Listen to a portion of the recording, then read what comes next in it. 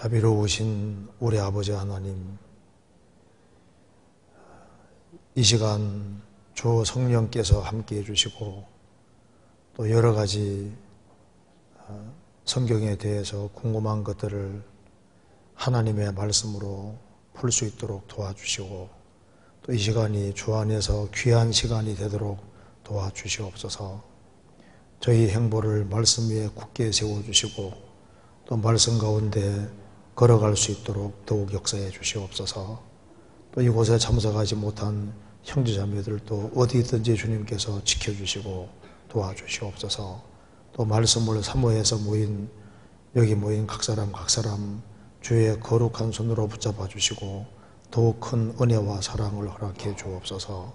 오늘 모든 시종 주 성령께서 함께해 주시고 도와주시기를 간절히 의지하오며 주 예수 그리스도 이름으로 기도하옵나이다. 아멘.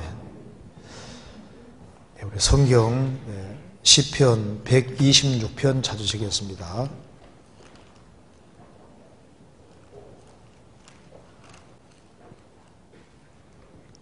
네, 126편 1절부터 6절까지 제가 읽겠습니다.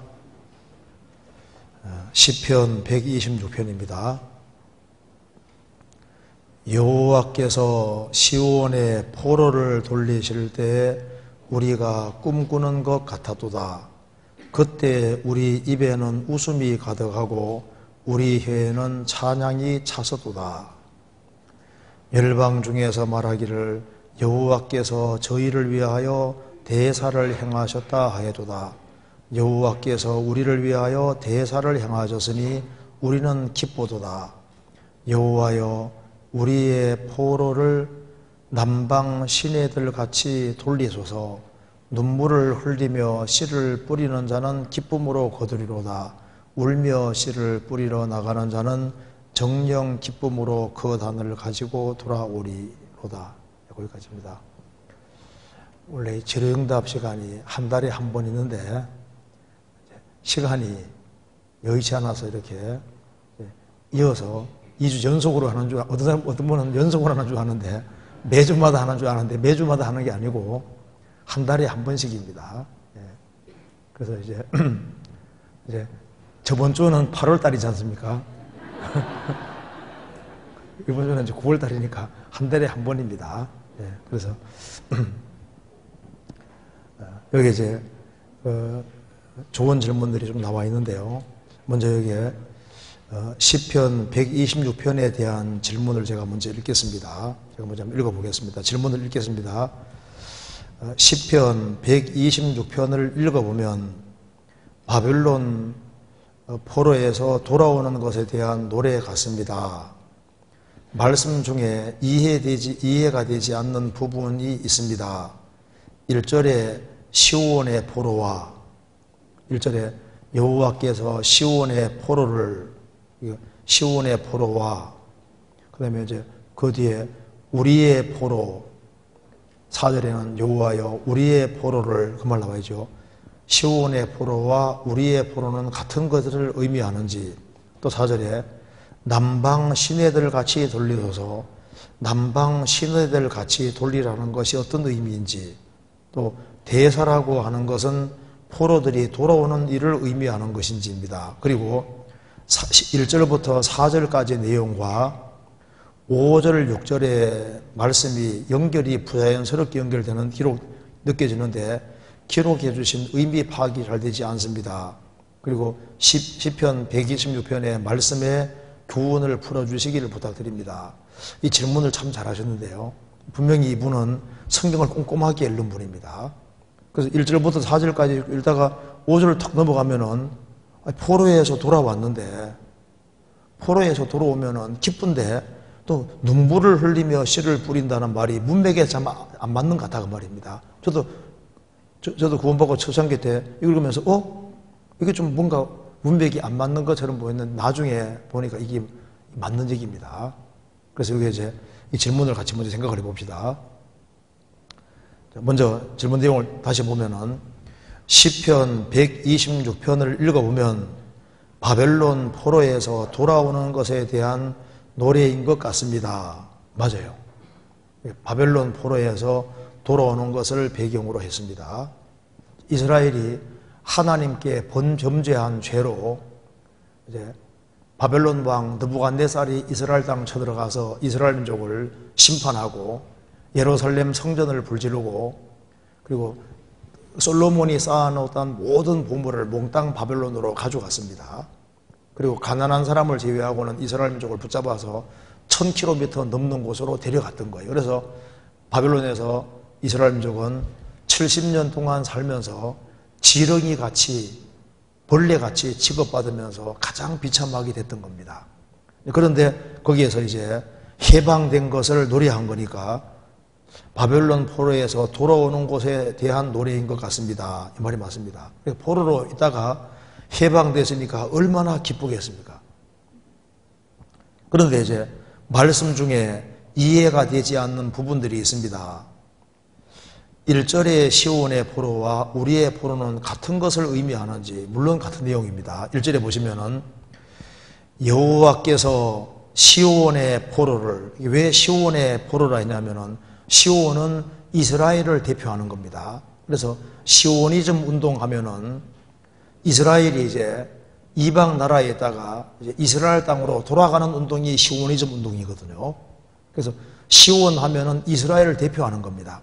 그래서 이스라엘 백성들을 딸 같은 시온이라고 했거든요. 그러니까 이 시온은 이스라엘을 대표하는 거예요. 그래서 시온의 포로들을, 그 말은 이스라엘의 포로를 다른 말로 시온의 포로라고 하는 겁니다.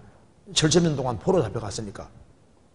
그래서 그 시온의 포로라 나와 있고 4절에 여호와여 우리의 포로를 남방 시내들 같이 돌려줘서, 여기에 우리라는 것도 이스라엘 백성을 가르치고 우리의 포로를 남방 시내들 같이 돌리소서.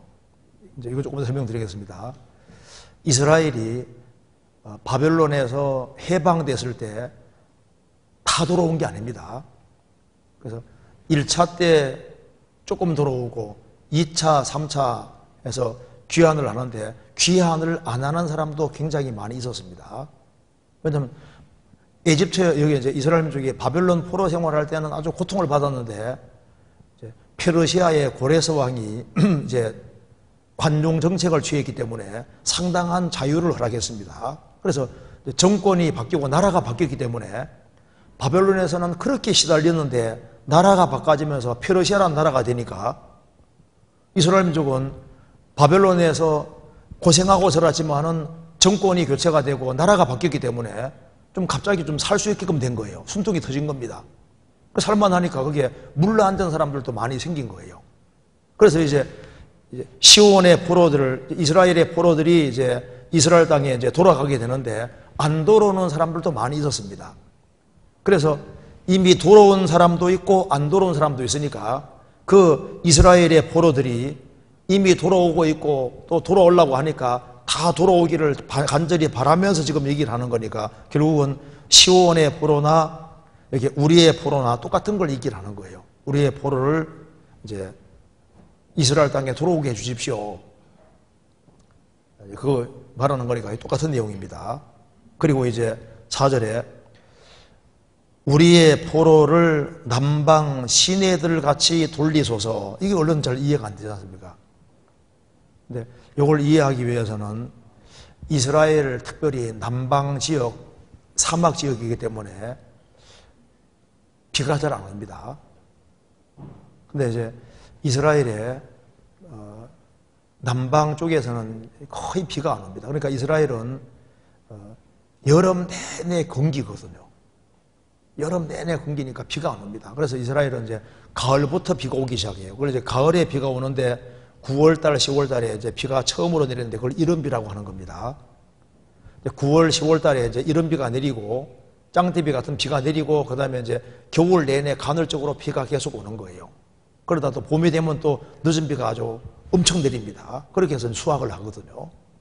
이스라엘은 특별히 남쪽은 사막 기후이기 때문에 비가 잘 안 오는데 폭우 쏟아지듯이 간헐적으로 갑자기 비가 한번 많이 올 때가 있습니다. 그러면 없던 시내가 갑자기 생기는 거예요. 그래서 물이 아주 갑자기 엄청 이렇게 흘러내리는데 잠시 후에는 싹 없어져 버리거든요. 왜? 땅 자체가 물을 흡수하는 땅이니까 비가 내릴 때는 아주 시내가 엄청 흐르는 것처럼 보이는 조금 시간 지나면 다 물속에 땅속에 싹 들어가 버리는 거예요. 그래서 이제 그걸 얘기하면서 남방 시내들 같이 그러니까 이제 이런 얘기입니다. 여기 보시면 이제 비가 남쪽에 비가 갑자기 와서 엄청난 물이 쏟아지면 갑자기 없던 시내가 생겨서 물이 갑자기 이제 샥 흘러가지 않습니까? 물이 갑자기 싹 흘러갔다가 잠시 없어지는데 이스라엘 포로들이 돌아올 때 이제 저 페르시아 쪽에서 이제 이스라엘 민족이 돌아올 때 남방 시내 없던 시내에 갑자기 생겨서 물이 그냥 갑자기 그냥 샥 와서 시내들이 샥 흘러서 이렇게 흘러가는 것처럼 이스라엘이 저 멀리에서 남방 시내들이 갑자기 없다가 확 생기는 것처럼 이스라엘 민족이 갑자기 엄청 많은 무리가 몰려서 이스라엘 땅에 돌아오는 그 모습하고 이게 이제 시내의 모습하고 비교해 놓은 거예요. 그러니까 없던 시내가 갑자기 확 생겨서 이제 쫙 물이 흘러가는 것처럼 이스라엘이 갑자기 우르르 몰려와서 이스라엘 땅으로 샥 돌아가는 모습하고 똑같이 매치시켜서 설명하는 거니까 무슨 말 이해되죠? 그러니까 이스라엘 민족이 아주 갑자기 아주 엄청 많이 우르르 몰려와서 이스라엘 땅에 돌아오는데 그 돌아오는 모습이 쫙 몰려올 거 아니에요.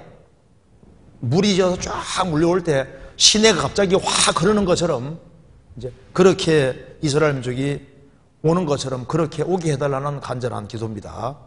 그 내용이고 그 다음에 여기에 질문이 대사라고 하는 것은 포로들이 돌아오는 일을 의미하는 것입니까? 하는 질문입니다. 여기 보시면은요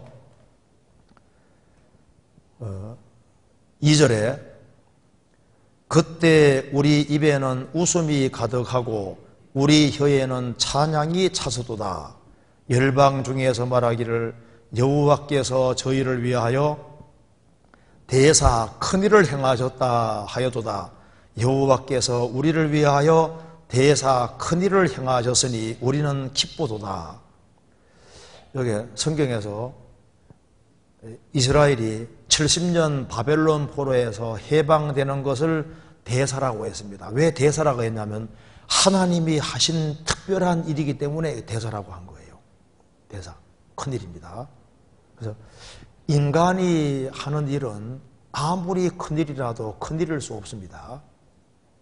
왜? 세상 사람들이 수고하는 모든 수고는 불탈 것으로 수고하는 거니까 큰일이 될 수 없는 거예요. 성경에서 항상 큰일이라고 한 것은 하나님과 관련돼서 큰일이라는 것을 사용하고 있습니다. 대사. 성경 한번 여기 대사에 대해서 몇 구절 한번 찾아봅시다. 여기 먼저 욥기 9장을 찾아봅시다. 욥기 9장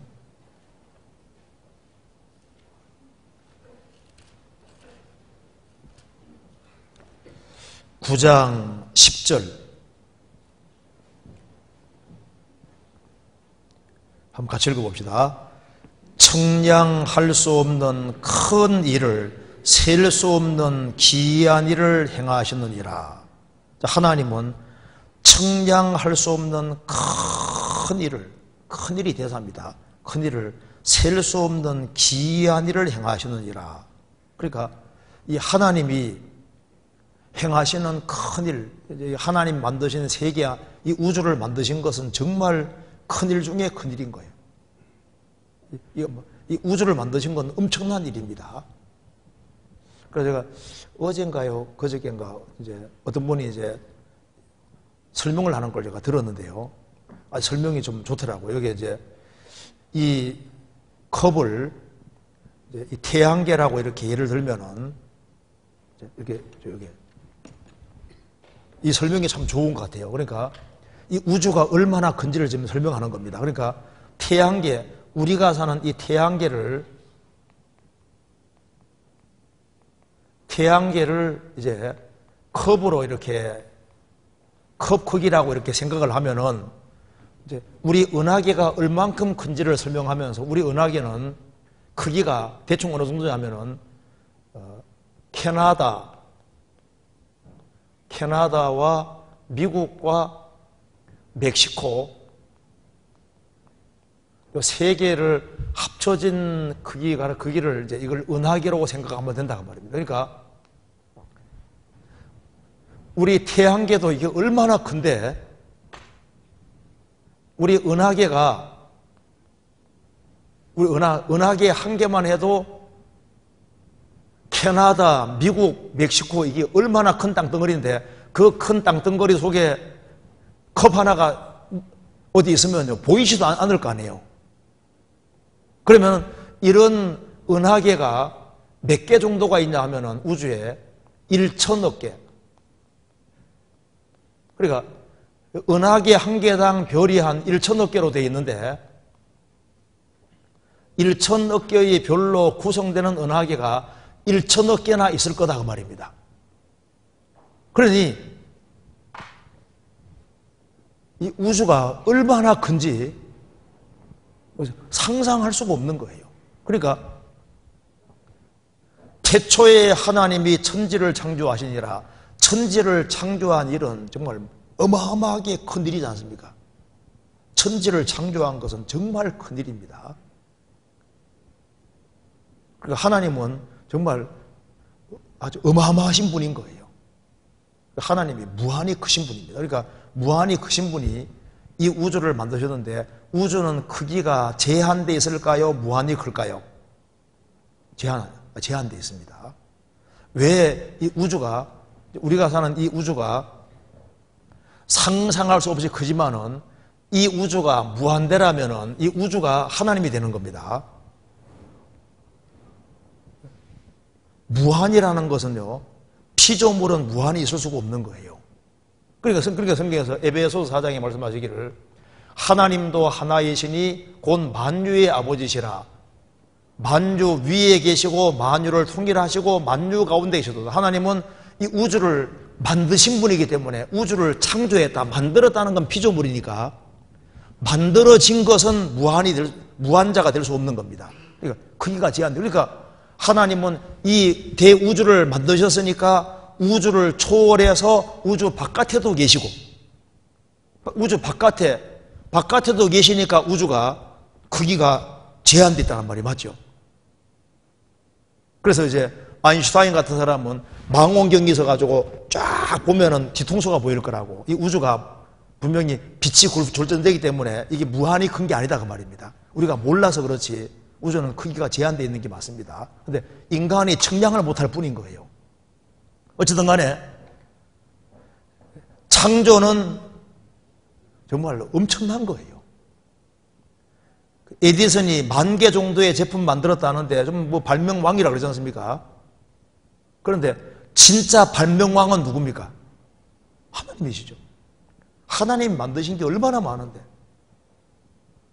하나같이 하나님이 정말 신기하게 만드셨습니다. 창조는 대사에 속하는 거예요. 그리고 여기에 출애굽기 찾아봅시다. 14장. 출애굽기 14장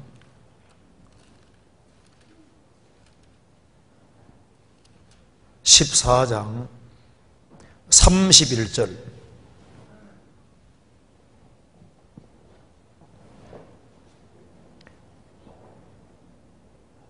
이스라엘이 여호와께서 애굽 사람들에게 베푸신 큰 일을 보았으므로 백성이 여호와를 경외하며 여호와와 그 종 모세를 믿었더라.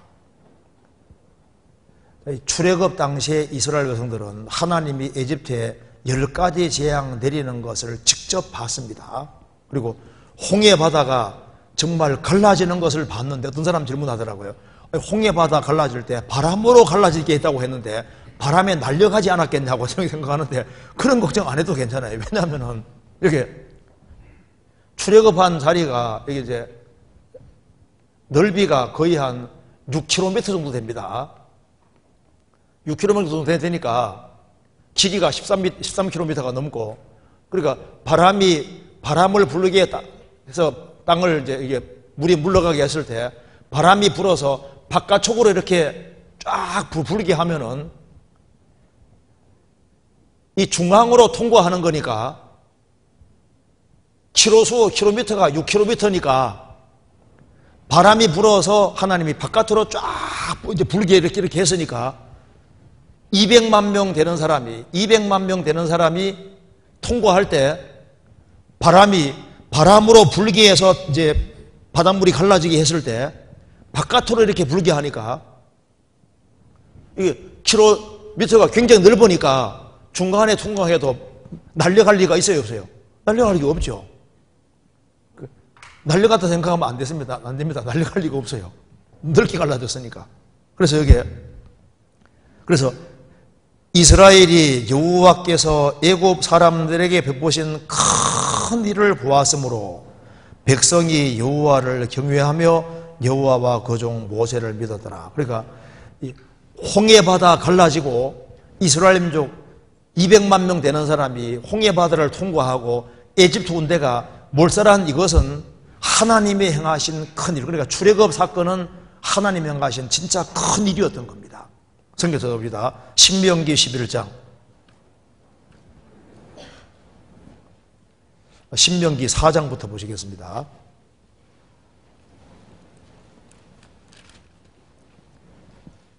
신명기 4장 32절입니다. 출애굽한 백성들에게 하신 말씀입니다. 내가 있기 전 하나님이 사람을 세상에 창조하신 날부터 지금까지 지나간 날을 상고하여 보라. 하늘 이 끝에서 저 끝까지 이런 큰 일이 있었느냐? 이런 일을 들은 적이 있었느냐? 어떤 국민이 불 가운데서 말씀하시는 하나님의 음성을 너처럼 듣고 생존하였었느냐? 어떤 신이 와서 시험과 이적과 기사와 전쟁과 강한 손과 편팔과 크게 두려운 일로 한 민족을 다른 민족에게서 인도하는 일이 있느냐? 이는 다 너희 하나님 여호와께서 애굽에서 너희를 위하여 너희의 목전에서 행하신 일이라. 이것을 내게 나타내심은 여호와는 하나님이시오 그 외에는 다른 신이 없음을 내게 알게 하려 하심이니라. 너희들은 지나간 날들을 상고해보고 역사의 과거를 돌이켜보라. 역사 속에서 이런 큰 일이 있었느냐? 출애굽 같은 큰 일은 없었다 그 말입니다. 하나님이 아주 강력히 역사에서 이스라엘 백성들을 에집트에서 건져내는 이런 큰 일은 없었다. 그런데 너희들은 친히 보지 않았느냐 이렇게 말한 겁니다. 신명기 11장 7절에 같이 읽어보겠습니다. 7절 같이 읽겠습니다. 너희가 여호와의 행하신 이 모든 큰 일을 목도하였느니라. 너희가 여호와의 행하신 이 모든 큰 일을 목도했다. 출애굽도 받고 하나님을 반역하던 나답과 아비후를 위해서 하나님이 땅을 쫙 열어서 고라 족속들 하나님 대적하는 사람들 한꺼번에 땅 속에 샥 들어가는 것도 봤다 그 말입니다. 그래서 출애굽할 때 출애굽하고 40년 광야 생활 속에 주님이 엄청난 기적을 행하셨는데 그 출애굽 역사는 이거는 대사에 속하는 거예요.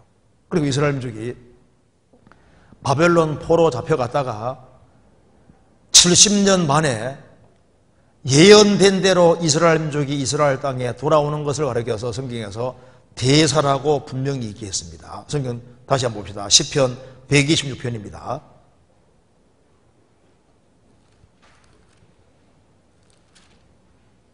(1절)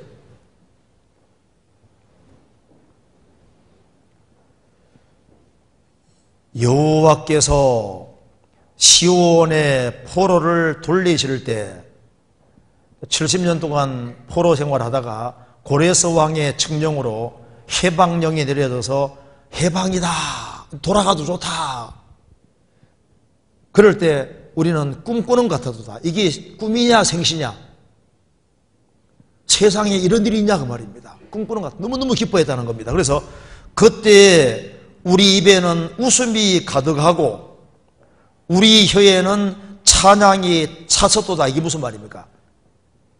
찬양이, 입에는 찬양이 꽉 찼다는 것은 입만 벌리면 찬송이 나오는 거예요.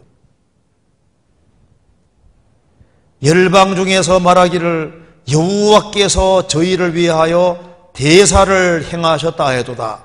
여호와께 소리를 위하여 대사를 행하셨으니 우리는 기쁘도다. 바벨론 포로에서 해방된 것이 대사고 그 대사가 우리에게 이루어졌으니 우리는 기쁘도다. 바벨론 포로에서 돌아오는 것은 정말 대사가 맞잖아요.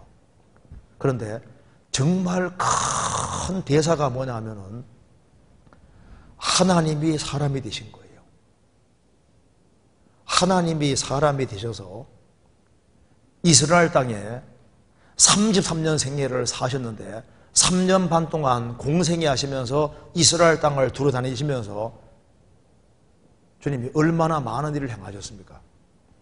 그래서 성경에 보면은 군대 귀신 들린 사람, 엄청나게 많은 귀신이 들어간 사람, 그 사람을 주님이 낫게 했을 때 주님이 큰 일을 행하셨다고 얘기하셨습니다. 한번 찾아봅시다. 마가복음 5장입니다.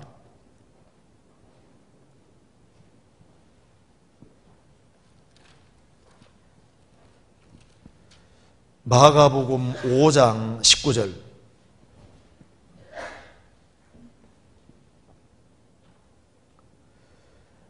허락지 아니하시고 저희에게 이르시되 집으로 돌아가 주께서 내게 어떻게 큰 일을 행하사 너를 불쌍히 여기신 것을 내 친속에게 고하라 하신대.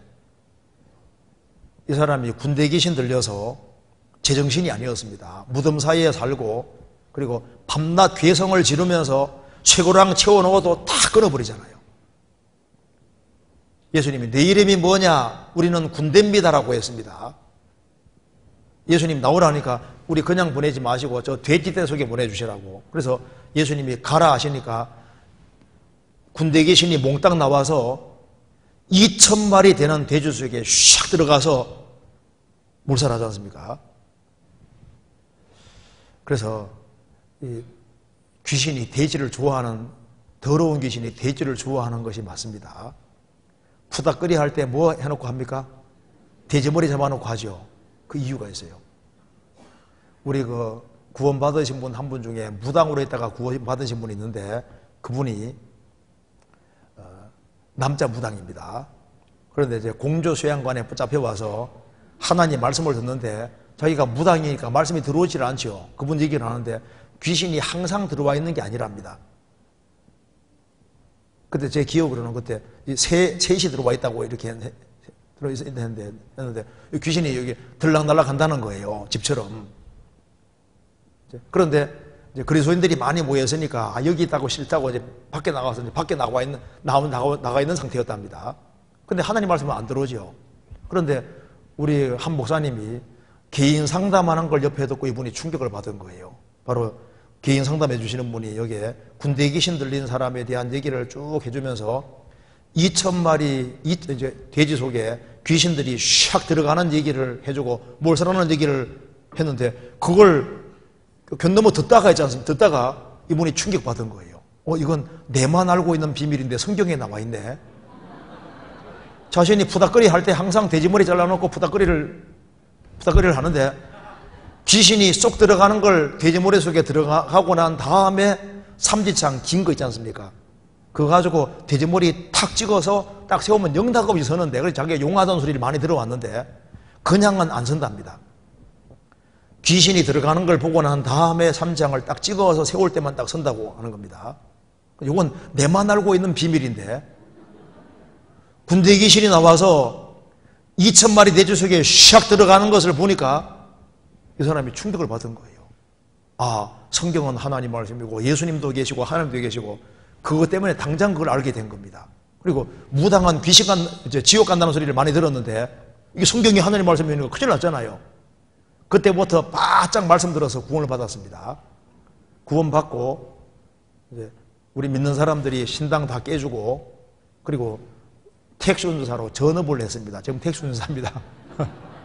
다행이죠. 구원받았으니까. 제가 알고 있는 한 무당은 구원받을 때 구원받기 직전에 귀신들이 나가는데 한 트럭이 나갔다고. 여기 한 사람에게 많은 귀신 들어갈 수 있는 거예요.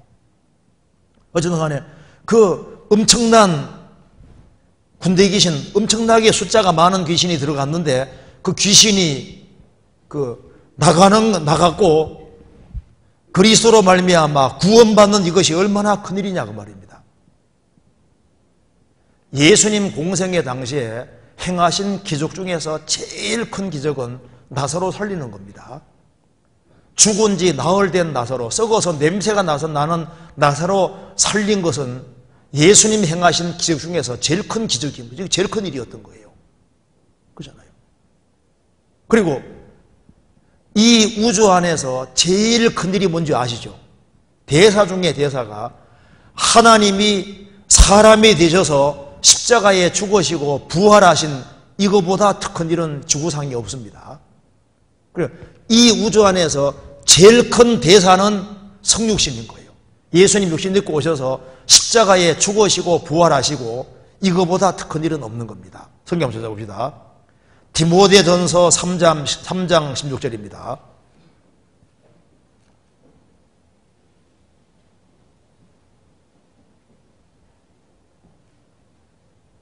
3장 16절 같이 읽겠습니다. 크도다 경건의 비밀이요 그렇지 않다 하는 이 없도다. 그는 육신으로 나타난 바 되시고 영으로 의롭다 하심을 입으시고 천사들에게 보이시고 만국에서 전파되시고 세상에서 믿음 바 되시고 영광 가운데서 올리우셨음이니이다. 크도다 경건의 비밀이요 그렇지 않다는 이 없도다. 그는 예수님은 육신으로 나타난 바 되시고 영어로 얻어 입으시고 천사들에게 보이시고 만국에서 전파되시고 세상에서 믿음 바 되시고 영광 가운데서 올리셨느니라. 그러니까 예수님이 세상에 오셔서 십자가에 죽으시고 부활해서 승천하신 이것이 가장 큰 일이고 신앙생활의 비결은 여기에 있다 그 말입니다. 죽으시고 부활하신 바로 주님이 바로 교회의 머리로 있으니까 그 교회에 연결되어 있는 그 속에서 신앙생활의 비결이 있고 그리고 경건의 비밀이 거기에 있는 거예요. 그래서 예수님이 죽으시고 부활하신 것이 가장 큰 일이고 죽으시고 부활하심으로 완성하신 구원 이것이 성경 속에서 가장 큰 것으로 되어 있는 거예요. 그래서 마리아는 예수님을 배웠을 때 처녀가 애를 뵌 것이 문제가 아니라 예수님 구세주를 자기가 자기 태속에 가지고 있으니까 이것이 얼마나 큰 일인지를 얘기했습니다. 성경 누가복음 1장 보시겠습니다. 누가복음 1장 49절 1장 49절 같이 읽겠습니다. 능하신 이가 큰 일을 내게 행하셨으니 그 이름이 거룩하시며 능하신 이가 큰 일을 내게 행하셨으니 처녀가 애를 뱉다는 이런 일은 역사 속에서 없었는데 마리아가 구세주를 예수님을 자신 태에 뵀으니 이게 얼마나 큰 일이냐 구세주를 가지고 있으니 얼마나 이게 놀라운 일이냐 그 말입니다. 그런데 그것만 놀라운 것이 아니라 우리가 구원받을 때 주의 영이 내 속에 들어오시잖아요. 그러니까 우리 개인에게서 진짜 제일 대사가 뭘까요? 내가 하나님의 은혜와 사랑으로 구원을 받았다. 이거는 우리 일생에서 제일 큰 대사가 내가 예수 믿고 구원받은 것이 제일 큰 일인 거예요.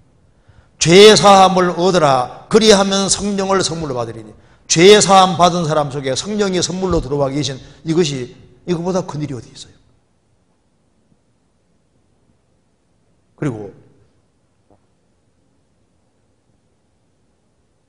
지금도 지구상에서 가장 큰 프로젝트가 진행 중에 있습니다. 그게 바로 주님 몸된 교회를 완성하는 거예요. 오순절에 성령이 강림하심으로 이제 교회가 시작이 되는데 하나님이 하시는 일 중에서 제일 길게 하시는 것이 바로 이거라는 거 아세요? 천지를 창조하는 데는 6일이지 않습니까? 솔로몬, 여기에, 그리고 성막 짓는 데 딱 1년 걸렸습니다. 솔로몬 성전 짓는 데는 7년이 7년. 그런데 교회를 완성하는 것은 지금 2000년 세월 걸려서 지금 교회를 만들어가고 계시는 거니까 하나님이 하시는 프로젝트 중에서 제일 큰 프로젝트가 뭘까요? 주님 몸 된 교회를 완성하는 것. 이것이 주님이 하시는 제일 큰 일에 속하는 거예요. 뜻이 하늘에도 같이 땅에서도 이루어지다. 땅에 이루어지는 역사 가운데 제일 큰 프로젝트가 진행 중에 있는데 아주 엄청난 일이 지금 진행 중에 있는 거예요. 그래서 이 교회가 완성이 되면은 주님이 오시는데 하나님이 하시는 일 중에서 제일 큰 스케일이 큰 프로젝트는 교회밖에 없습니다. 그렇잖아요. 그래서 이 우주 안에서 제일 큰 자는, 큰 분은 예수님이고 예수님께 연결된 사람이 큰 자라는 거 아세요? 대기업의 회장님이 큰 자가 아니고 대통령들이 큰 자가 아니고 진짜 큰 자는 구원받은 사람이 큰 자인 거예요. 보통 큰 사람들은 큰 일을 하잖아요. 그렇지 않습니까? 뭐 이제 슈퍼마켓 경영하는 분하고 대기업 하는 사람하고 뭐 스케일이 다르잖아요. 큰 자가 큰 일을 하는데 뭐가 큰 일일까요?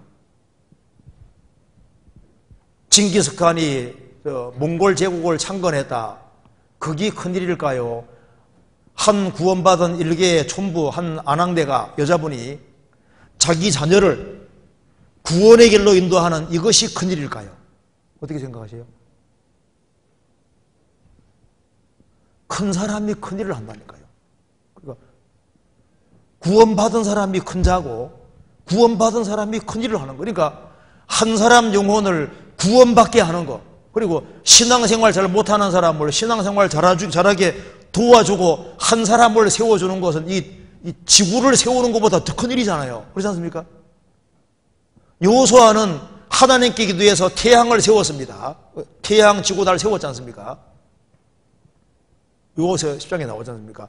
그게 큰일입니까? 넘어져가는 성도 하나를 세우는 게 큰일입니까? 어떻게 생각하세요? 사람 세우는 것이 제일 큰일인 거예요. 그게 큰일인 겁니다. 성경 한번 찾아봅시다. 스가랴 4장입니다. 스가랴 4장 10절입니다.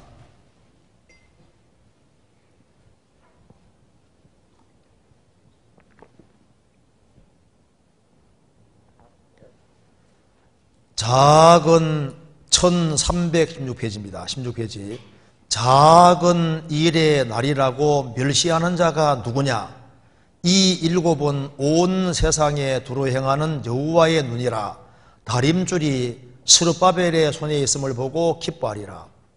이스라엘이 이제 바벨론 포로 잡혀갔다가 1차 포로 기간에 이제 스룹바벨이 돌아왔습니다. 돌아와서 이제 솔로몬 성전이 파괴됐으니까 스룹바벨 성전을 짓는데, 솔로몬 성전은 아주 멋있었는데 스룹바벨 성전은 너무너무 초라한 거예요.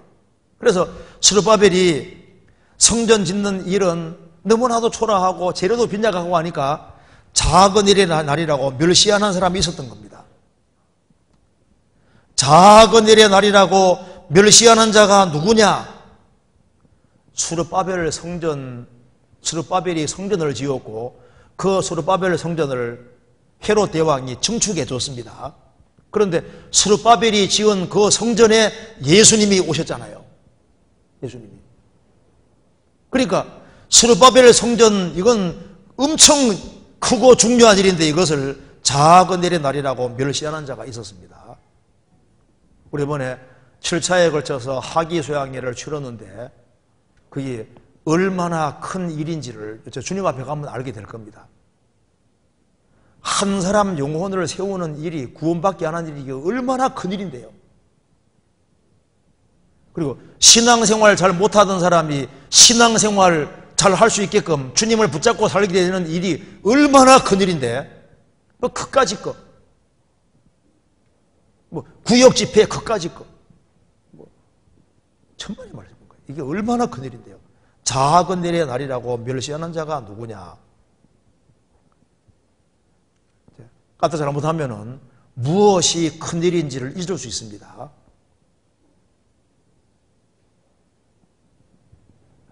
무엇이 큰 일일까요? 죽어가는 환자를 살리는 것이 큰 일일까요? 죽은 영혼을 살리는 것이 큰 일일까요? 그러니까 우리가 대사가 뭔지를 정확히 알 필요가 있습니다. 성경 예레미야 45장 보시겠습니다. 예레미야 45장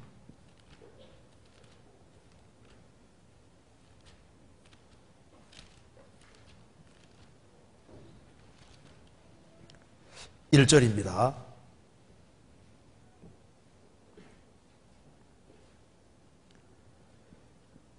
유다왕 요시야의 아들 여호야김 제4년에 네리야의 아들 바룩이 예레미야의 구전대로 이 모든 말을 책에 기록하니라.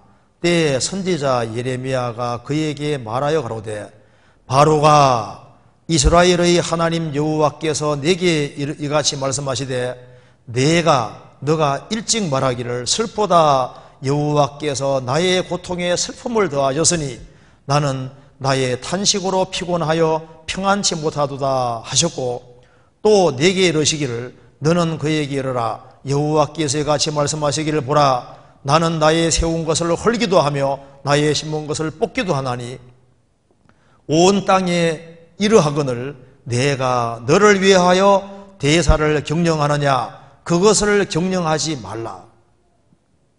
지금 이스라엘 나라가 망하게 생겼는데 나라를 걱정하지 아니하고 너는 너 개인적인 슬픔 때문에 그것에 망함에 붙잡혀 있냐? 하나님이 책망했습니다. 너가 너를 위하여 대사를 경영하느냐, 그것을 경영하지 말라. 그런데 이 바룩은 그래도 하나님을 경외하는 사람이기 때문에 예루살렘 멸망시키는 중에 생명은 주님이 건지게 도와주셨습니다. 그런데 예레미야만큼 마음은 합당하지 않았던 거예요. 그는 자신의 어떤 개인적인 문제를 하나님 일은 하지만은 개인적인 것을 큰일로 생각하고 나라가 망하게 생겼는데 그것에 대해서는 크게 생각하지 않았던 겁니다. 이스라엘의 운명을 크게 생각 안 했다고 말입니다. 우리 개인에게도 마찬가지입니다. 우리가 도대체 무엇을 큰일로 생각할까? 예수님이 신약 시대를 살아가는 우리에게 큰일이 무엇인지를 분명히 지정해 주셨습니다. 요한복음 14장 보시겠습니다.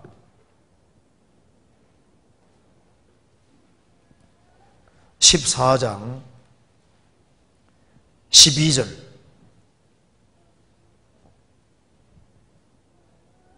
같이 읽어보겠습니다. 내가 진실로 진실로 너희에게 이르노니 나를 믿는 자는 나의 하는 일을 저도 할 것이요 또한 이보다 큰 것도 하리니 이는 내가 아버지께로 감이니라. 예수님 행하신 제일 큰 일은 죄와 허물로 죽었던 영혼을 살리는 일인데, 예수님 제 아들도 베드로 사도도 죽은 자를 살리지 않습니까? 그렇잖아요. 다비다 여제자를 살렸습니다. 그뿐 아니라 예수님보다 더 큰 것도 하리니 이는 내가 아버지께로 감이니라. 이보다 더 큰 것도 할 것이다. 더 큰 일이 복음 전해서 영혼을 구원받게 하는 일입니다. 그래서 그 대사, 바벨론 포로에서 해방되는 게 대사인데 그 대사가 우리에게도 이루어진 거예요. 그래서 우리가 이 세상에서 가장 큰 일을 하는 사람이란 걸 알아야 됩니다. 고명한 자가 고명한 일을 하는 거예요. 그리고 이제 시편 다시 봅시다. 126편 다시 봅시다.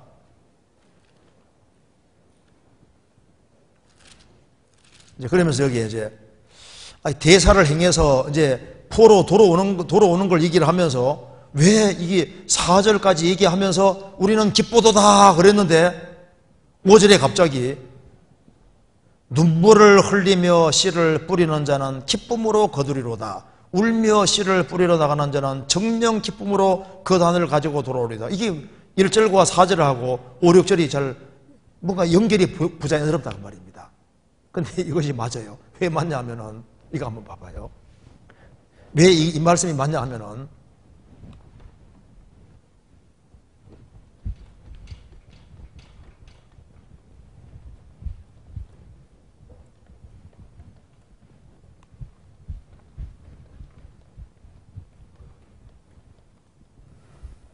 자, 여기 봅시다. 이스라엘 민족은 여기 이제 바벨론에 살았습니다. 바벨론에 살고, 바벨론에서 이제 이스라엘 땅에 올라면은, 이스라엘 땅까지 올라면은, 여기가 1000km가 넘습니다. 그리고 이제, 지금 여기 이제 바벨론이라는 나라에 있다가, 고레스 왕이 이제 해방령을 내려서 나라가 이제 페르시아라는 나라가 되고, 페르시아의 왕 고레스가 해방령 내렸으니까 여기는 좀 살기 편안하게 된 거예요. 좀 살만하게 된 겁니다. 살만하게 돼서 여기에 안주하는 사람들이 많았거든요. 이스라엘 사람 중에. 그런데 이제 3차에 거쳐서 이제 1차 2차, 3차 이제 돌아오는데요. 1차로 돌아온 사람이 누구냐 하면은 여기 이제 스룹바벨하고 여호수아 중심으로 해서 1차로 돌아오고, 그 다음에 이제 에스라가 돌아오고, 그 다음에 세 번째 느헤미야가 들어옵니다. 들어오는데 아셔야 될 것은 바벨론 나라가 이스라엘 침공해서 예루살렘 성전은 불타버리고 이스라엘은 황폐하게 돼서 전쟁으로 유린당했기 때문에 할 일이 엄청 많았던 거예요. 그럼 생각해 보세요. 여기에서 일로 돌아오는 사람들은 편안한 곳으로 가는 게 아닙니다. 바벨론 포로 잡혀갔다가 일단 여기까지 가는데 1000km 넘게 가는 것도 일단 고생이고, 그렇죠? 가는 게 문제가 아니라, 여기 이제 1차, 2차, 3차 돌아올 때, 돌아오는 사람들이 여기에 돌아오면은, 여기에 할 일이 산적해 있는데, 먼저 어떤 일을 해야 되냐 하면은, 이 황폐한 이스라엘, 전쟁을 경험하고 황폐한 이스라엘 땅에 가서, 여기서 성전을 지어야 되는데, 많은 반대 세력이 있는 가운데 스룹바벨과 여호수아가 중심에 대해서 성전을 짓잖아요. 성전 짓는데 방해 세력이 많아서 학개서가 뭔지 아시죠? 학개서는 주로 뭘 얘기하는 내용인지 아시죠? 너희들 성전 지을래 안 지을래? 학개요.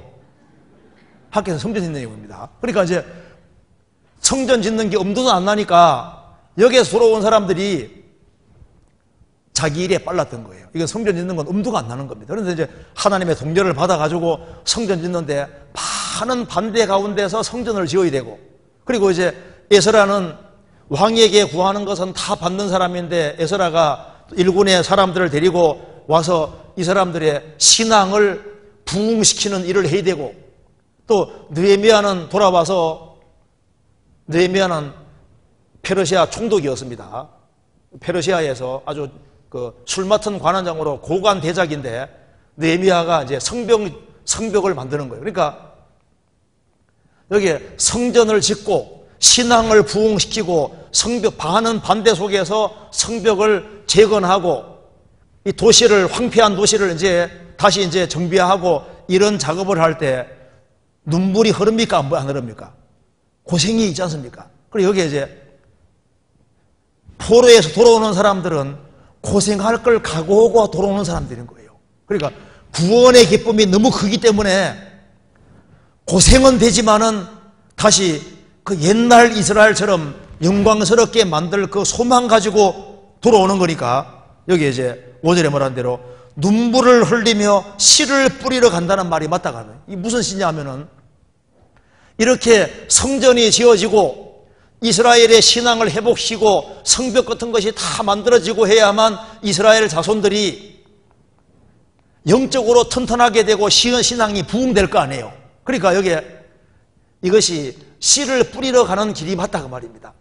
여기에서 돌아와서 고생해서 성전을 짓고 그리고 이제 성경을 배우고 성벽을 만들고 그렇게 해서 도로 정비하고 이제 이렇게 하는 모든 것이 씨를 뿌리는 것이었습니다. 왜? 신앙을 부흥시키기 위해서. 그래서 우리를 다시 한번 살려서 우리의 신앙을 부흥시켜줘서 하나님으로 기뻐하게 아니하시나이까. 바로 이 내용이 바로 이겁니다. 찾아봅시다. 여기에 시편 85편 보시겠습니다.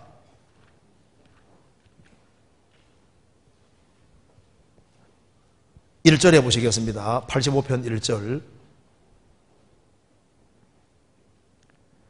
여호와여 주께서 주의 땅에 은혜를 베푸사 야곱의 포로된 자로 돌아오게 하셨으며 주의 백성의 죄악을 사하시고 저희 모든 죄를 덮으셨나이다. 6절 같이 읽겠습니다. 우리를 다시 살리사 주의 백성으로 주를 기뻐하게 아니하시겠나이까. 이 다윗과 솔로몬 당시에 이스라엘이 얼마나 부흥했습니까? 이때는 정말 이스라엘 백성들이 기쁨 가운데 하나님을 섬겼는데 나라가 망하고 바벨론 포로 잡혀갔다가 다시 돌아왔는데 하나님 그 옛날처럼 우리를 다시 살리사 우리 신앙을 부흥시키사 주의 백성으로 주님을 기뻐하게 아니하시겠나이까. 이런 마음 가지고 돌아왔던 거예요.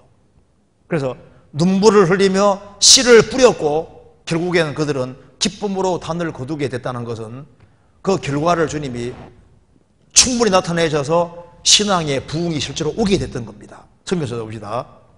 미가서 7장 보시겠습니다. 7장 11절.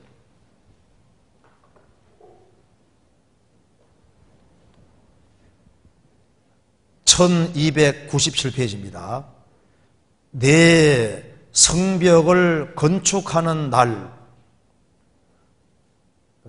미가서 7장 1297페이지입니다. 11절. 내 성벽을 건축하는 날 곧 그날에는 지경이 넓혀질 것이라. 그리고 그날에는 아수르에서 애굽 성읍들에까지 애굽에서 하수까지 이 바다에 저 바다까지 이 산에 저 산까지 사람들이 내게로 어떻게 해요? 돌아올 것이나. 돌아온다 그러죠. 그리고 17절에 그들이 뱀처럼 티끌을 핥으며 땅에서 기는 벌레처럼 떨며 그 좁은 구멍에서 나와서 두려워하며 우리 하나님 여호와께로 돌아와서 주로 인하여 두려워하리이다.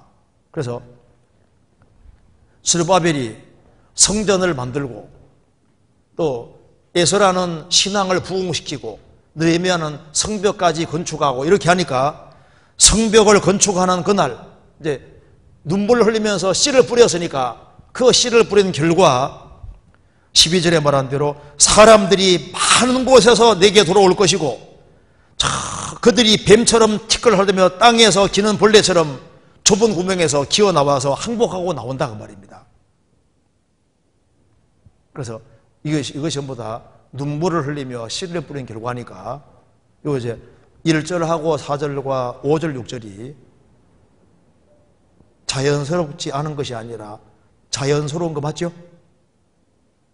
자연스러운 게 맞잖아요.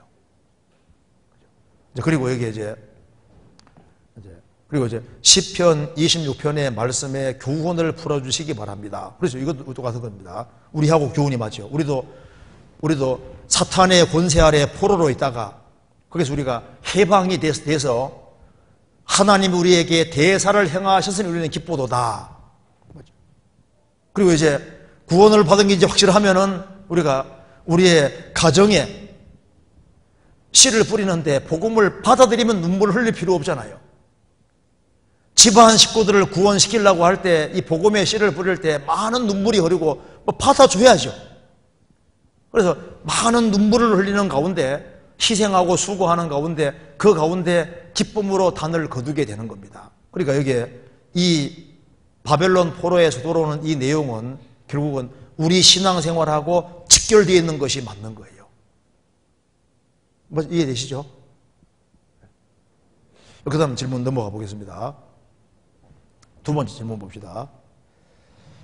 이 말씀 중에 이제 그리스도인은 혼자서는 신앙생활을 못하며 서로 동고동락해야 한다고 하셨는데 구체적으로 동고동락하는 삶이 어떤 것인지 자세히 알고 싶습니다. 이것도 참 좋은 질문이잖아요.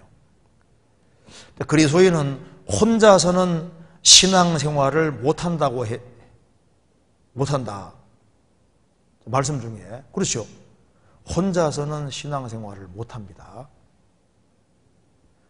혼자서 신앙생활을 하면은 할 수 있으면 이런 말씀이 필요 없습니다. 성경 찾아봅시다. 마태복음 16장.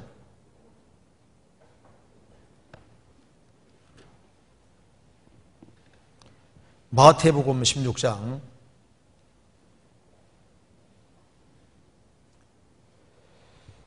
18절에 보시겠습니다.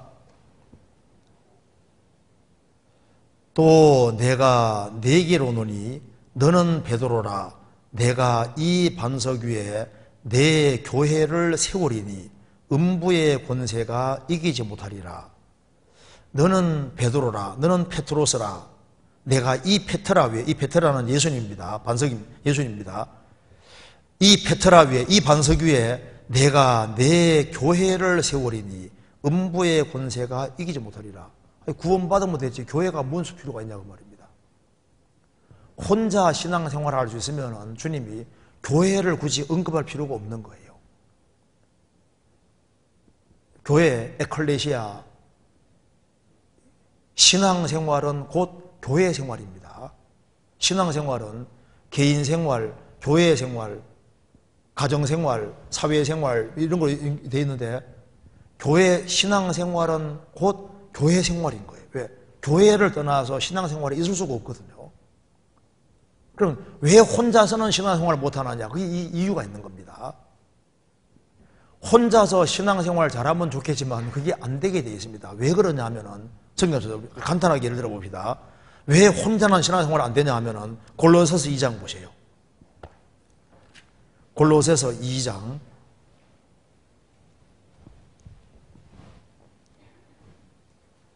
23절 보시겠습니다. 이런 것들은 자의적 숭배와 겸손과 몸을 괴롭게 하는데 지혜 있는 모양이나 오직 육체에 좇는 것을 금하는 데는 유익이 조금도 없느니라. 한번 따라해 봅시다. 오직 육체에 좇는 것을 금하는 데는 유익이 조금도 없느니라. 이게 무슨 말이냐면은 이제 한 사람이 구원받고 난 이후에 신앙생활을 하는 데 있어서 신앙생활을 잘 하면 좋은데 신앙생활을 못하게 막는 세력이 있습니다.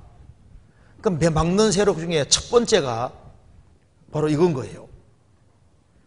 육체에 좇는 것을 금지해야 되는데, 그러니까 사람이 이제 구원을 받았을 때 사람은 영혼과 이제 몸으로 이렇게 되지 않습니까?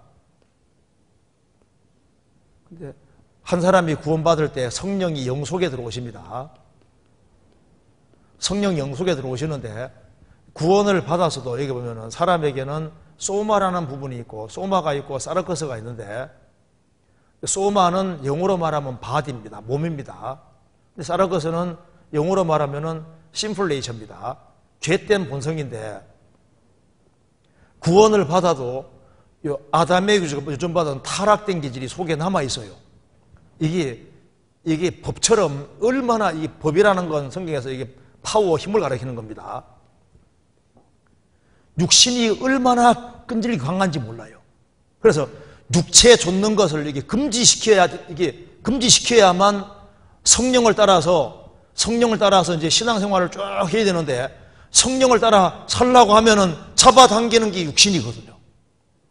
그러니까 육체 좇는 것을 금지하고 성령 따라가야 돼. 따라가려고 하면 항상 걸리적거리는 게 육신인 거예요. 육신이 잡아당기는 거예요. 신앙생활 잘하려면 잡아당기거든요. 육신만 잡아당기면 좋은데 욕심만 잡아당기는 게 아니라 이 죄 많은 세상이 잡아당깁니다. 세속적인 세상이 우리를 막 계속 부르고 있잖아요. 막 이거 보러 와라, 막 하라, 막 계속 불러대고, 그 다음에 마귀가 우리 시대에 얼마나 바쁘게 움직이는지 모릅니다. 그래서 마귀가 맹공격을 포부되고 있으니까 이제 성령을 쫓아서 살아가는 게 신앙생활인데 성령 쫓아 살아가려고 하는데 이게 안 되는 거예요. 제일 문제가 이거다 그 말입니다. 욕심. 잡아당기는 거예요. 그래서 이제 바울 사도가 얘기합니다. 너희들 무슨 수를 쓰더라도 육체에 좇는 것은 금지를 시킬 수 없다는 겁니다. 그래서 이제 절간에 스님들은 막 목탁 두드리고 있지 않습니까? 근데 그때는 잠시 육신을 이제 중지시킨 거 보이처럼 보이지만 밖에 또 나오면 그냥 샥 나오는 거예요, 이게. 그러니까 억제할 뿐이지 이걸 통제를 할 수가 없거든요. 그래서 성경에서 말씀했습니다. 그러니까 하나님께서 왜 교회라는 것이 꼭 필요하냐? 교회는 주님의 몸이라고 했습니다. 그러니까 주님은 교회의 머리시고 구원받은 무리가 몸인데 왜 교회가 필요한지를 설명했는데 교회가 필요한 주된 이유 중에 제일 첫 번째가 바로 육체에 좇는 것을 금하는 이 문제는 인간 힘으로 안 되기 때문에 여기 이제 설명을 해놓은 거 한번 봅시다. 자, 먼저 바울 사도가 얘기했습니다. 자, 너희들 이 죄된 본성, 육체 쫓는 것 이거 자체를 금지시키기 위해서 너희들이 아무리 노력해봐라 안 될 거다 하면서 예를 들고 있습니다.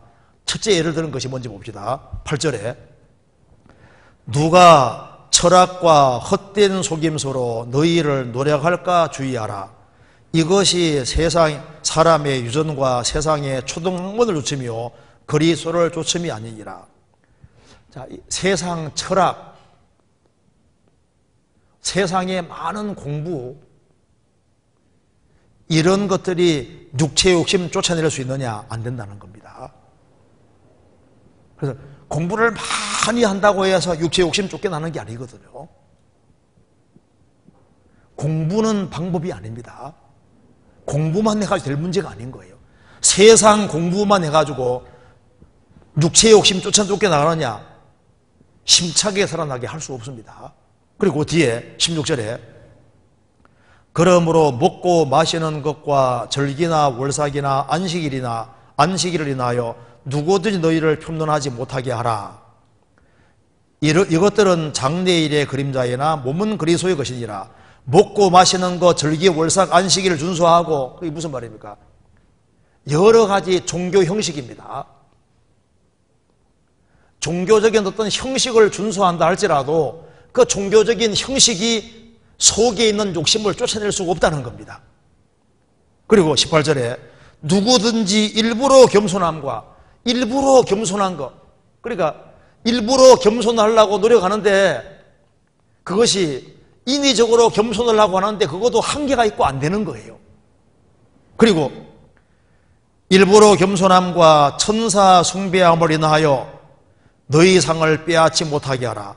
천사를 숭배하고 이제 어떤 신령한 존재를 숭배하고 한다 할지라도 될 문제가 아니라는 겁니다. 그러면서 저가 그 본 것을 의지하여 그 육체의 마음을 조차 헛되이 가장하고 본 것을 의지하며 신비한 환상입니다.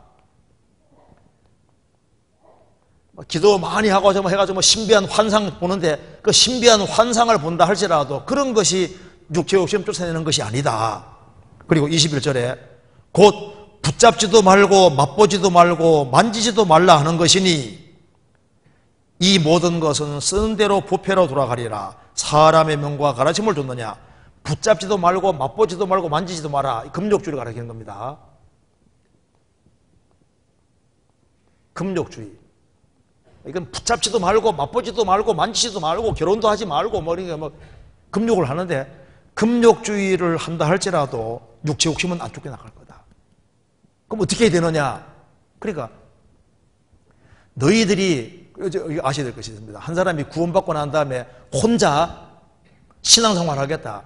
얼마 시간 지나가면 육신입니다. 그대로 세상으로 돌아가요. 안 돼요. 그래서 한때는 막 신앙생활 힘차게 잘하던 사람이 구원받은 무리를 뚝 떨어지면요 그냥 힘이 없거든요. 그냥 육신인 거예요. 그래서 육체에 좇는 것을 금하는 데는 유익이 조금도 없느니라.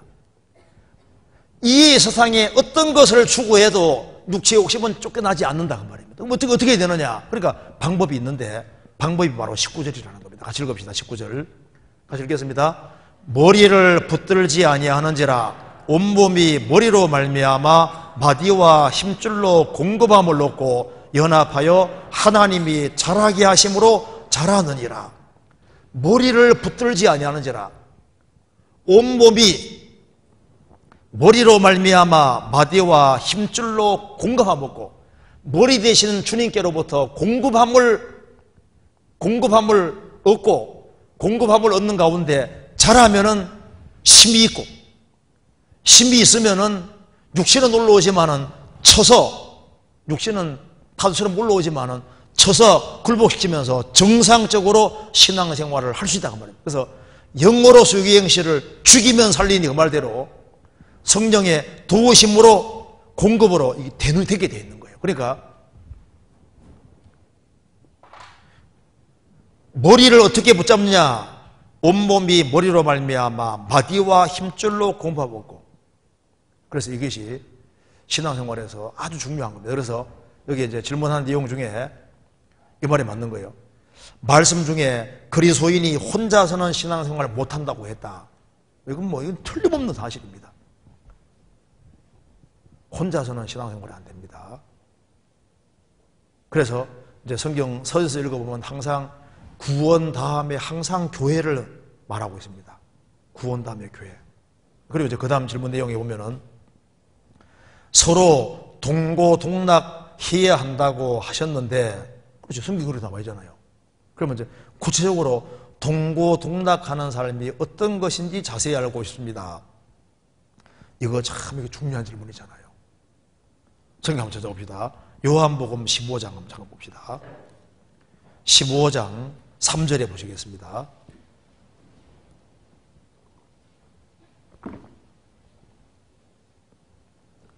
(15장 3절에) 너희는 내가 일러준 말로 이미 깨끗하였으니 내 안에 거하라. 나도 너희 안에 거하리라. 가지가 포도나무에 붙어있지 아니하면 절로 과실을 맺을 없음 같이 너희도 내 안에 있지 아니하면 그러하리라. 나는 포도나무요 너희는 가지니 저가 내 안에 내가 저 안에 있으면 이 사람은 과실을 많이 맺나니 나를 떠나서는 너희가 아무것도 알 수 없음이니라. 이거 진짜 많이 배웠지 않습니까? 주님은 포도나무고 우리는 가지로 연결되어 있는데 내가 정말 가지로 연결되어 있을까? 그래서 가지로 연결된다는 말이 바로 이 말입니다. 찾아봅시다. 시편 133편 보시겠습니다. 시편 133편.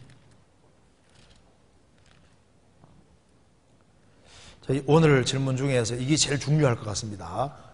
133편 1절부터 3절까지 같이 읽어보겠습니다. 형제가 연합하여 동거함이 어찌 그리 선하고 아름다운고 머리에 있는 보배로운 기름이 수염 곧 아론의 수염에 흘러서 그 옷깃까지 내림 같고 헐몬의 이슬이 시온의 산들의 내림 같도다. 거기에서 여호와께서 복을 명하셨나니 곧 영생이로다. 여기 이제 동고동락하고 같이 붙어있고 동고동락하는 그 뜻이 뭔지를 여기에 설명을 해놨습니다. 이거 봅시다. 여기 이제 제일 먼저 간단하게 뭘 말씀하셨냐면요, 형제가 연합하여 동거함이 어찌 그리 선하고 아름다운고. 그러니까 주님이 머리고 교회는 몸이고 우리는 지체의 각 부분인데 연결되어 있다는 뜻이 뭐냐 하면은, 형제가 연합하여 동거함이 어찌 그리 선하고 아름다운고. 형제가 연합하여, 연합이란 말이 무슨 말이냐면, 이 연합이란 말이 제일 먼저 쓰이는 것이 창세기 2장입니다. 아담 하와 둘이 하나가 되는 게 연합이니까, 연합이란 말이 처음 쓰이는 것이 부부입니다. 부부 사이에. 그러니까 부부 사이에 부부가 둘이 하나가 되는 게 연합인 거예요. 하나가 되는 거예요. 구원받은 사람들은 주 안에서 하나입니다. 운명 공동체가 된 거예요. 형제가 연합하여 연합할 때 뭘 떠올리면 되냐면은, 남편 아내가 하나가 되는 게 연합인 거예요. 주님이 간절히 원하시는 게 뭐냐면, 구원을 받은 사람들이 주 안에서 서로 하나가 되는 것을 원하시는 겁니다. 하나가. 그리고 여기 하나가 되는 것이 연합인데, 일단은 교리적으로 알면서 연합이 되고 마음에서 연합이 되고, 그래서 일단 믿고 아는 것이 똑같아야 되는 거예요.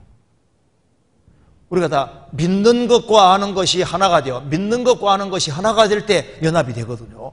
그래서 부부를 할지라도 사상이 다르고 생각이 다르면 하나가 될 수 없는 거예요.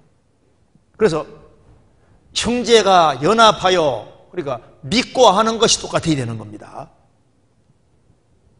형제가 연합하여 동거함이, 동거라는 것은 같이 함께 살아가는 것이 동거입니다. 그러니까 내가 주로 누구와 함께 시간을 보내고 있느냐, 이걸 생각해야 되는데, 우리가 사실 부모가 있고 자녀들이 이렇게 있으면은 세상에서 제일 자주 만나는 사람이 누굴까요? 가족이에요, 가족. 구원받은 사람들은 사실 가족입니다. 한 피바다 한 몸 이름 형제자매. 그래서 원래는 구원받은 사람은 한 가족인 거예요. 우리 러시아 가면 무이 아디라시미 해가지고 우리는 한 가족입니다. 그리스도 안에서 한 가족이기 때문에, 그래서 운명 공동체고, 그래서 세상에서 저녁마다 만나는 곳은 가족이잖아요.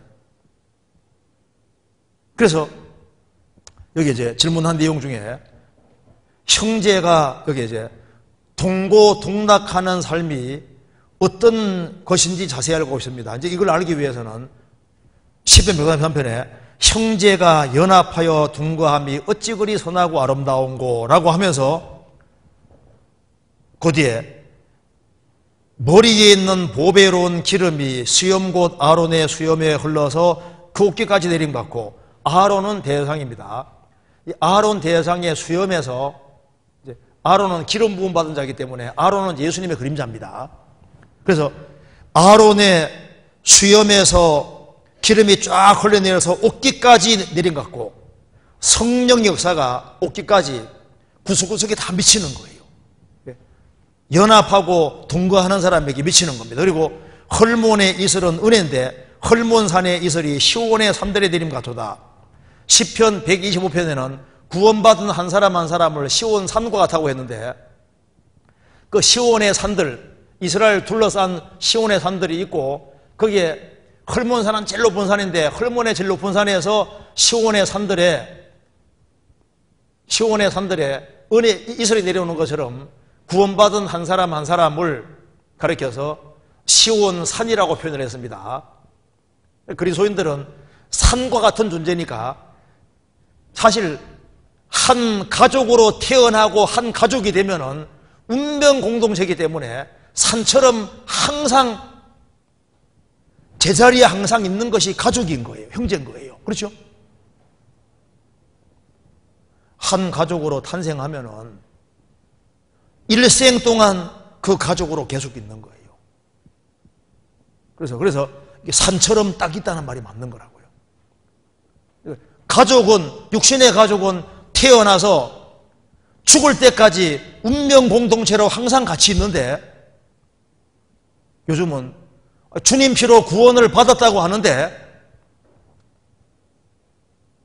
사는 자기 위치를 항상 딱 차지하고 있는데 있을 자리에 같이 안 있는 거예요. 그러니까 그리스도인들이 같이 모이는 자리에 같이 모이고 눕는 자리에 같이 눕고 운명과 오락을 같이 함께하고 이렇게 해야 되는데 가족이라고 생각을 하지 않는 거예요. 가족.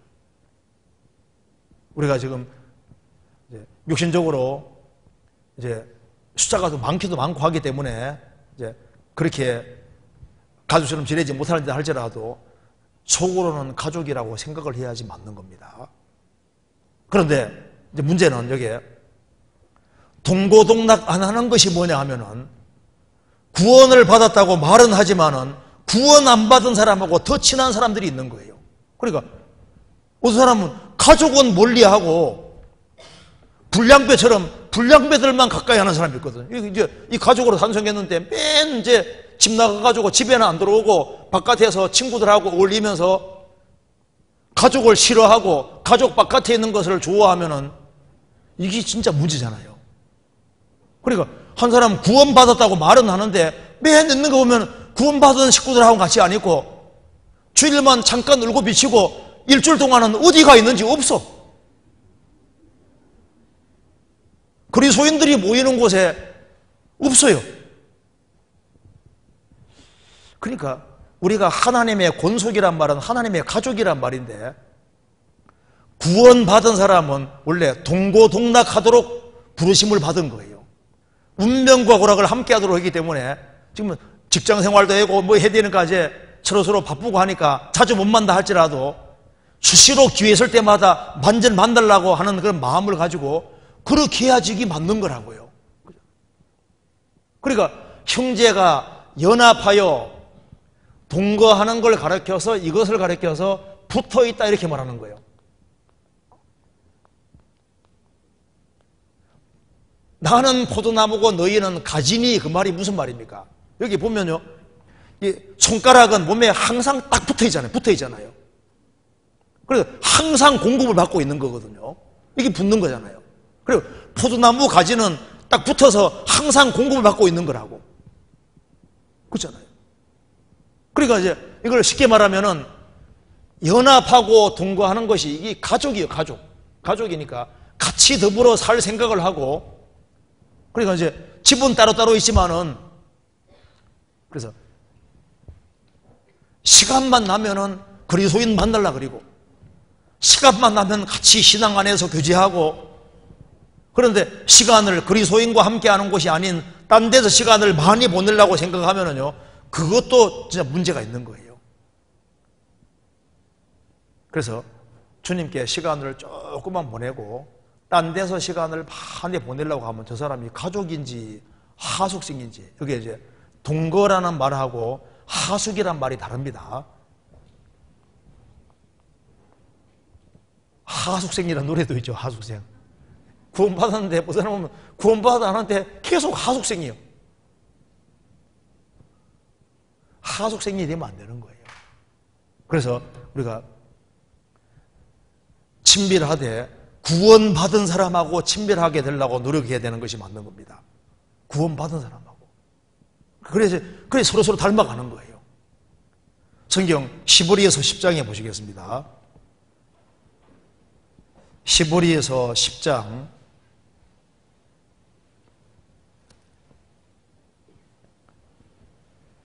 24절.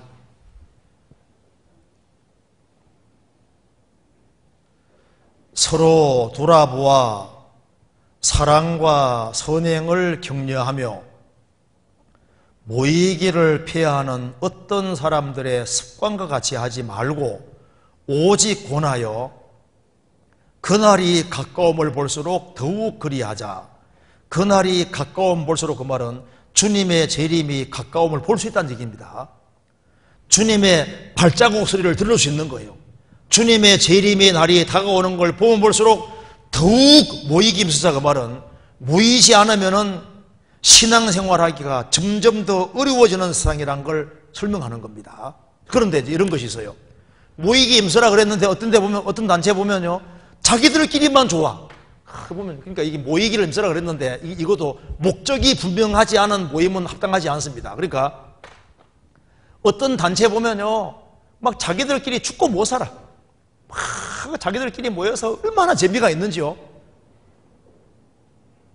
그런데 거듭난 그리스도인이 자주 모인다 할지라도 진정한 교제가 뭔지를 모르면은요, 합당하지 않을 수 있습니다.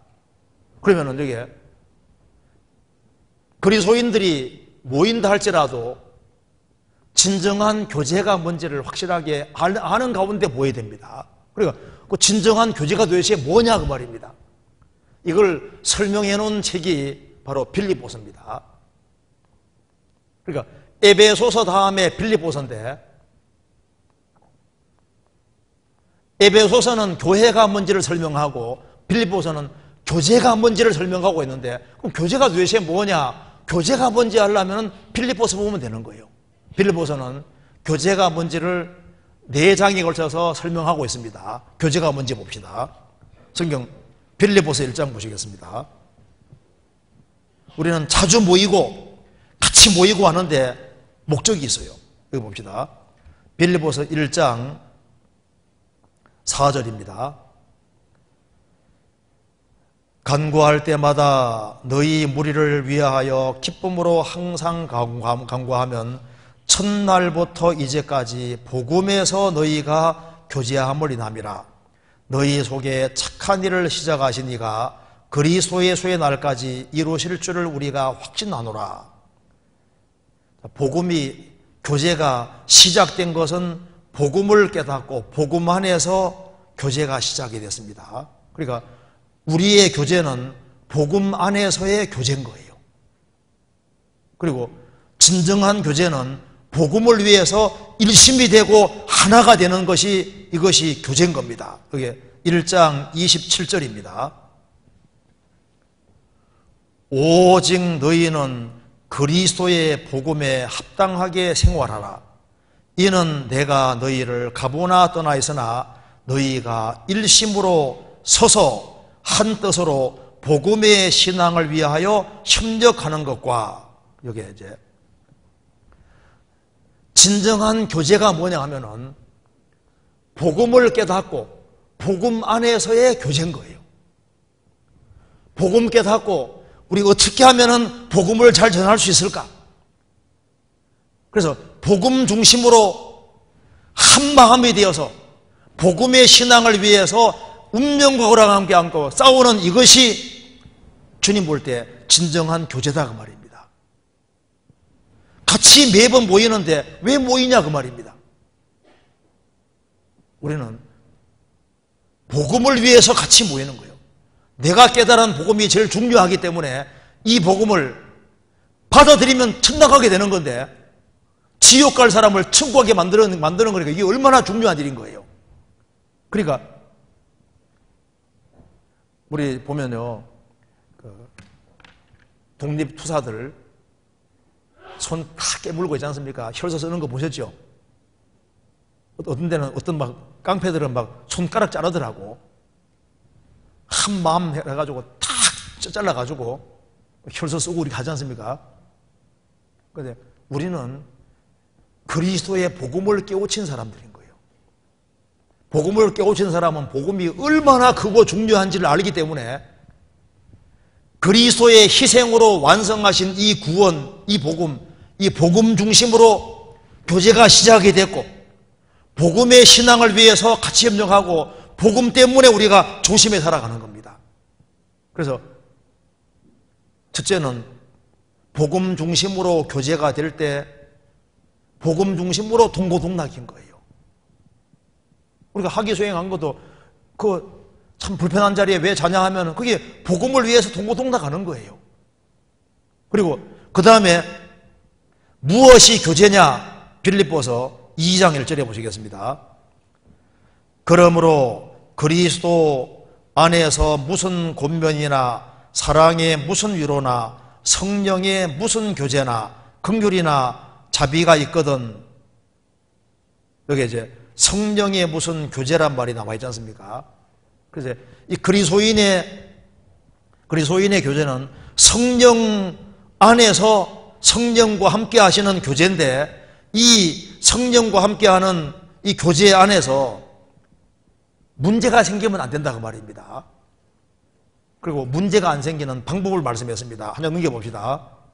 여기에 14절 같이 읽어보겠습니다. 모든 일에 원망과 시비가 없이 하라.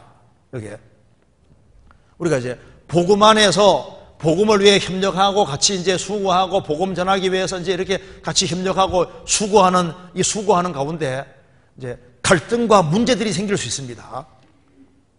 복음을 전하기 위해서 여러 가지 갈등이 생길 수 있는데, 원망과 시비가 생길 수 있는데, 이 원망과 시비를 없애는 길이 뭐냐? 그러니까 성경에서 말씀했습니다. 어떻게 해야 되느냐? 여기에 5절에 너희 안에 이 마음을 품어라. 곧 그리스도 예수의 마음이니 그는 근본 하나님의 본체시나 하나님과 동등됨을 취할 것을 여기지 아니하시고 오히려 자기를 비워 종의 형체를 가져 사람들과 같이 되었고 사람의 모양으로 나타나셨음에 자기를 낮추시고 죽기까지 복종하시고 십자가에 죽으심이라. 그러니까 그리스도인들이 복음 안에서 교제하는 마음의 자세는 그리스도 예수의 마음인데, 두 가지 마음을 가지고서 두 종류, 그러니까 첫째는 겸손한 마음, 또 한 가지는 죽기까지 복종하셨다, 충성된 마음. 그래서 복음과 함께 운명과 고락을 함께 하는데, 그리스도인들이 같이 이렇게 모이다 보면은 원망과 시비가 생길 수 있는데, 복음 안에서 교제하는데 마음 자세는 그리스도 예수의 마음, 서로 낮추고 마음을 낮추고 충성하는, 이것이 교제에서 필요한 것이다. 그리고 이제 세 번째는 진정한 교제가 뭐냐? 빌립보서 3장 보시겠습니다. 3장 10절 같이 읽겠습니다. 내가 그리스도와 그 부활의 권능과 그 고난의 참여함을 알려하여 그의 죽으심을 본받아. 참여 2번 밑에 뭐라 했습니까? 교제라고 했죠? 그러니까 3장에서는 뭐가 교제냐? 그리스도와 그 부활의 권능과 고난의 참여함을 알려하여 그의 죽으심을 본받아. 그러니까 고난에 참여하는 것이 교제다 그 말입니다. 뭐 형제님 자매님 하면서 이제 입으로만 이렇게 하는 게 교제가 아니고, 물론 그것도 교제긴 교제지만은 그리스도의 고난에 참여하는 것이 교제인 거예요. 복음을 위해서 같이 협력할 뿐 아니라 희생하고 수고하고 그리스도의 죽음을 본받는, 그것이 교제인 거예요. 그리고 무엇이 교제냐 하면은 4장 봅시다. 4장에서는 이렇게 말했습니다. 14절 그러나 너희가 내 괴로움에 함께 참여하였으니 잘하여도다. 참여 2번 밑에 뭐라 했습니까? 혹 교제라 그랬죠? 빌립보 사람들아 너희도 알거니와 복음의 시초에 내가 마케도니아를 떠날 때 주고받는 내 일에 참여한, 2번 밑에 교제를 했습니다. 교제한 교회가 너희 외에 아무도 없었느니라. 데살로니가에 있을 때에도 너희가 한 번, 두 번 나의 쓸 것을 보내어도다. 바울 사도가 복음을 전할 때 빌립보 성도들이 복음 전하는 것을 물질적으로 도왔습니다. 한 번, 두 번 전도를 잘하도록 물질적으로 도운 것을 가르쳐서 그걸 참여라 교제라고 했습니다. 그러니까 교제가 뭔지 아시겠죠?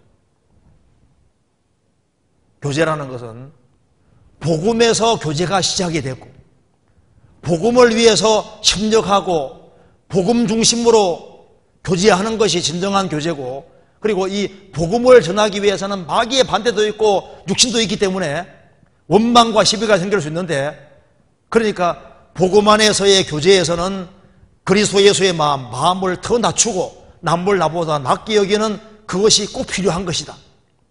그리고 이 복음을 위해 복음 안에서 교제는 희생과 수고고 고난에 참여하는 것이 그게 교제다 그 말입니다. 그리고 복음 전해지는 그것에 물질을 바르게 사용하는 것, 그것이 바로 교제하는 것이다. 이렇게 교제의 정의를 내리고 있습니다. 그래서 이 교제는 우리가 동고동락한다는 것은 우리가 지금 자나깨나 어떻게 하면 복음이 잘 전해질까?